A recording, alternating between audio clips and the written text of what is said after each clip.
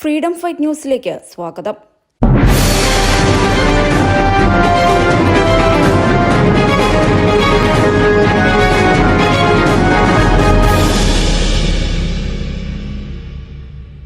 Social മീഡിയയിലൂടെ നിരന്തരം ദ്വയാർത്ഥ പ്രയോഗങ്ങൾ നടത്തുന്നതിൽ യാതൊരു മടിയുമില്ലാതിരുന്ന വ്യക്തിയായിരുന്നു ബോബി ചെമ്മണ്ണൂർ. ഇത്തരം പ്രയോഗങ്ങളിൽ ഒരു വശത്ത് വിമർശനം ശക്തമാകുമ്പോൾ തന്നെ മറുവശത്ത് തന്റെ ആരാധകരുടെ വലിയ പിന്തുണ നേടിയെടുക്കാനും അദ്ദേഹത്തിന് സാധിച്ചിരുന്നു.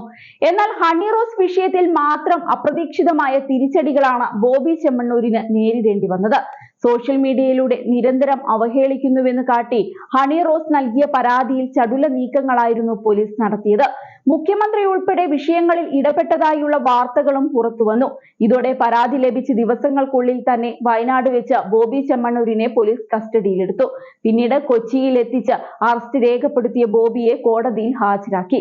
റിമാൻഡിലായ ബോബി ചെമ്മണ്ണൂരിന് ഒടുവിൽ കർശന ഉപാധികളോടെ 6ാം നാളാണ് കോടതി ജാമ്യം അനുവദിക്കുന്നത്. ജാമ്യം അനുവദിച്ചിട്ടും കാക്കനാട്ടെ ജയിലിൽ നിന്നും പുറത്തിറങ്ങാതിരുന്ന ബോബിക്കെതിരെ കോടതിയുടെ ഭാഗത്തു നിന്നും രൂക്ഷമായ പ്രതികരണങ്ങൾ ഉണ്ടാവുകയും ചെയ്തിരുന്നു. ഒടുവിൽ ജയിലിന് പുറത്തിറങ്ങിയ അദ്ദേഹം നിരുപാധികം മാപ്പ് പറഞ്ഞതോടെയാണ് വിഷയം കോടതി അവസാനിപ്പിച്ചത്. ഹണി റോസ് വിവാദവും ജയിൽ വാസവും ഒരു വശത്ത് ബോബിക്ക് ക്ഷീണമായെങ്കിലും മറുവശത്ത് അത് അനുകൂലമായി മാറുകയാണ് ഉണ്ടായത്. വലിയൊരു വിഭാഗം ആളുകൾ ഇപ്പോഴും വിഷയത്തിൽ അദ്ദേഹത്തെ പിന്തുണയ്ക്കുന്നുണ്ട് എന്ന് സാരം. ബോബിയെ പിന്തുണച്ചുകൊണ്ട് ഹണി കേസിനെതിരെ അധിക്ഷേപം നടത്തുന്നവരും നിരവധിയായിരുന്നു. താരം കേസ് കൊടുക്കാൻ തുടങ്ങിയതോടെയാണ് ഇതിന് അല്പമെങ്കിലും മയമുണ്ടായത്.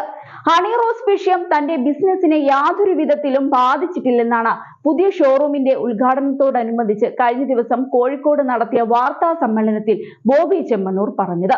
ജയിലിൽ പോയിട്ടും എനിക്ക് ബിസിനസ് കൂടുകയാണ് ഉണ്ടായതെന്നാണ് ബോബി ചെമ്മണ്ണൂർ പറയുന്നത്. ഉപഭോക്താക്കളോടും ഇടപാടുകാരോടും ഒക്കെ ഈ വേളയിൽ ഞാൻ നന്ദി പറയുകയാണ്.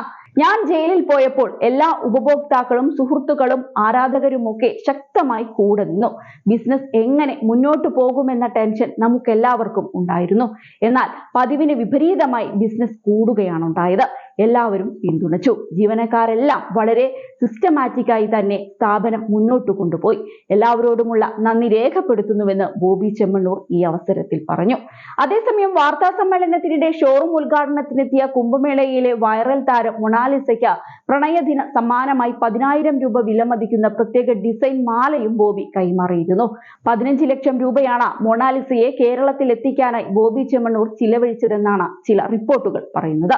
ഇത്തവണ കുംഭമേളയിലേക്ക് പോകാൻ ഞാൻ ആഗ്രഹിച്ചിരുന്നു. വ്യത്യസ്തമായ കഴിവുള്ള ഒരുപാട് പേരുണ്ടല്ലോ, അതൊക്കെ ഒന്ന് കണ്ടു പഠിക്കണം എന്നുണ്ടായിരുന്നു. അങ്ങനെ കുംഭമേളയിലേക്ക് പോകാനിരിക്കുമ്പോഴാണ് ഇങ്ങനെയൊരു കാര്യം കാണുന്നത്. അതോടെ അവരെ ഇങ്ങോട്ട് കൂട്ടിക്കൊണ്ടുവരാമെന്ന് തീരുമാനിച്ചു. വളരെ പാവപ്പെട്ട കുടുംബമാണ്. ആ സാഹചര്യത്തിൽ അവരെ കൊണ്ടുവരുന്നത് അവർക്കും ഗുണം ചെയ്യും.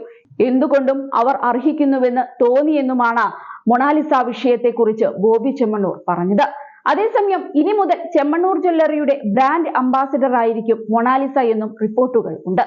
ഇനി ഉദ്ഘാടന വേദിയിൽ ഏത് രീതിയിലായിരിക്കും ബോബി ചെമ്മണ്ണൂരിന്റെ പെരുമാറ്റം എന്നും ഉറ്റുനോക്കപ്പെടുന്നുണ്ട്. ഹണി റോസ് കേസിൽ ജാമ്യം ലഭിച്ച ശേഷം ബോബി പങ്കെടുക്കുന്ന ആദ്യ പൊതുപരിപാടി കൂടിയാണിത്. ഇനി ഒരിക്കലും താൻ ദ്വയാർത്ഥ പ്രയോഗം നടത്തില്ലെന്ന് കേസിൽ ബോബി ചെമ്മണ്ണൂർ കോടതിയിൽ പറഞ്ഞിരുന്നു. ഫ്രീഡം ഫൈറ്റ് ന്യൂസിനു വേണ്ടി രമ്യ അവിനാഷ്, കോഴിക്കോട്.